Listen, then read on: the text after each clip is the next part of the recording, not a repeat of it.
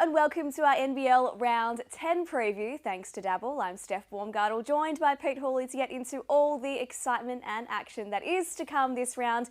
And it all begins with the Adelaide 36ers and Illawarra Hawks coming off a two-day break to play each other in the Ignite Cup. Halls, the last time these two played each other was in round 7. It was absolutely epic. The Hawks went down by 2 points.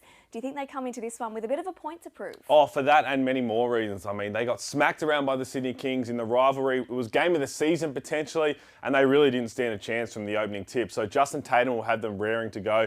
This is a real test for them if they want to be a championship contender against the championship contender in the Adelaide 36ers. So I'm looking forward to this one. It's Adelaide's first Ignite Cup game. Again, if they want that extra money, they're going to have to come out and prove a point as well. Now, it was after that round 7 game that Damon Lowry came out and said Adelaide 36ers lacked offensive firepower. They've made some changes since then. They've added in a new import. Do you think if Damon's watching, would he feel comfortable backing Adelaide now? I think Damon's comfortable backing anything he says, to be honest, so that won't be an issue. But yeah, I think they've got enough pieces now with the new additions, they're still figuring out their rotations to get it done. And the Hawks, as I said, they're a team that when they have a point to prove, when they've just been smacked around, they got obliterated, I think 3 weeks ago, came out and responded in a big way against Melbourne United. I think they'll come out heated. So I think $250 for the Hawks is a really nice price. Now, Sydney got JaVale McGee off the floor on Sunday. Do you think Adelaide try to replicate that tactic? They might try, but I don't think they'll be able to because JaVale McGee is a 3-time NBA champion for a reason. I think he has a big game as well. And then Wani Swakala-Bullet for the Hawks loves to play against Bryce Cotton. You can't keep the 5-time MVP down for long. So this is a cracker. On Thursday evening, the Brisbane Bullets take on the South East Melbourne Phoenix Halls. Brizzy just about beat Melbourne United on the weekend. Do you think it sent some fear into the Phoenix camp? Not so much fear because I think that Brisbane are still waiting on a couple of new pieces and a familiar face to join, which will be after the FIBA break. I think the Phoenix right now are just riding high, understanding that defensively they're going to be better than anybody they play against. So you can understand why they're strong favourites in this one against the Brisbane team that we're not going to see them at their full potential probably until mid-December. Now, Brizzy do have some big boots to fill with Casey Prather out. As you mentioned, they've got some new additions coming in, but they're not here just yet. How do they plug those gaps in the interim? Well, I think they do what they did against Melbourne United, and you give all these young guys, Alex Dukas, Divas, Tane Murray, the ultimate green light to say, hey, play through mistakes. I know you're a rookie, but have some fun out there. And I tell you what, if they get hot from 3, they like to launch from 3, well, both these teams do, they give themselves a chance. But I think the Phoenix, they were up there recently. They got up by 20-odd, 30-odd. Brisbane did a good job of kind of like clawing it back. But I think the Phoenix will be too strong and they'll try to go into the FIBA break, flexing some muscle as they're the second best team in the competition. Now, they are the favourite for a reason, but do you think when teams are facing adversity, sometimes that makes them a little bit more dangerous, gives them more incentive to fire up? For sure, because again, we're sitting here saying they have no chance. Everybody else is doing the same thing. So you know that within the 4 walls of the locker room, they're saying, hey, let's go out there, just play with the ultimate confidence. And if they get hot, if that's contagious, they've got Tyler Harrison still, who's been unbelievable. Dakota Mathias has been great. Mitch Norton back. They could surprise them. I don't think the South East Melbourne Phoenix will be caught by surprise and they'll be ready for this one. No upsets here. On Friday, the Jack Jumpers are jungle bound. They head to Perth to take on the Wildcats. Halls, this is crunch time for Tassie now. They've dropped 5 games at home, but before that, they did have a good road record. Do you think this is the important reset for them? I think the important reset comes next week in the break. They are not even limping to the FIBA break. They are crawling ever so slightly.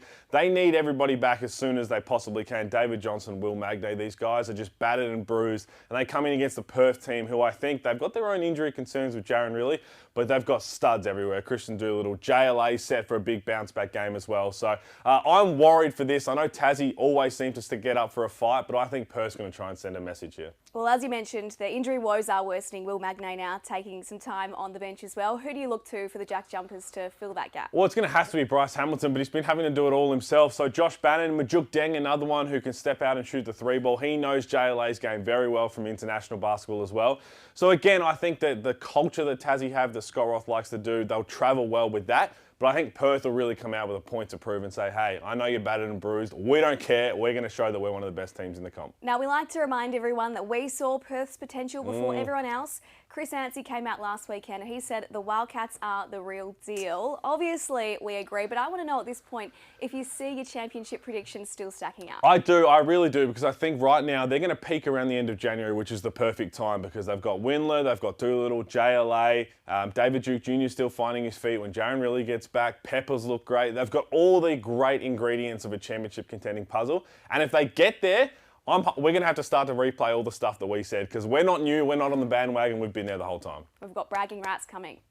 Well, Sunday Hoops is going to deliver us a massive matchup because from there the Perth Wildcats travel to Melbourne to take on Melbourne United. Halls, Perth's defensive execution has been top-notch, but Melbourne United are top of the ladder for a reason. This is a tough test. Oh, I cannot wait for this game. And again, you can throw history out, you can throw current form out of the window. When these two teams play each other, it goes down to the wire. If you go back to the semi-finals last season, Game 3, arguably the greatest game we've ever seen on Australian soil. The shot making, the defensive production, it was unbelievable. We get to reminisce about that while also looking at two very different looking teams from that game that rolled out, and I'm looking forward to it. Now we're talking about two teams, but almost any player can be a match-winning player here. How does that challenge both sides' preparations? Well, it's tough, and I think with Shea Ili ruled out again for Melbourne United, it makes it even tougher. But I think for this one, it's Doolittle, who likes to play against Melbourne United, did it last year.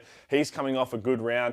Dylan Windler, I expect, but also JLA used to play for Melbourne. He's got a lot of mates there. He understands the Melbourne fans as well. He's going to want to send a message, but on the flip side, you've got Chris Golding, who's just a big-time player, Milton Doyle playing some of his best basketball, and Jesse Edwards has a big matchup against JLA. Now we have to talk about next star Noah Kwaku-Erg. He is coming back to the Wildcats for round 10 after expressing his desire to leave the club.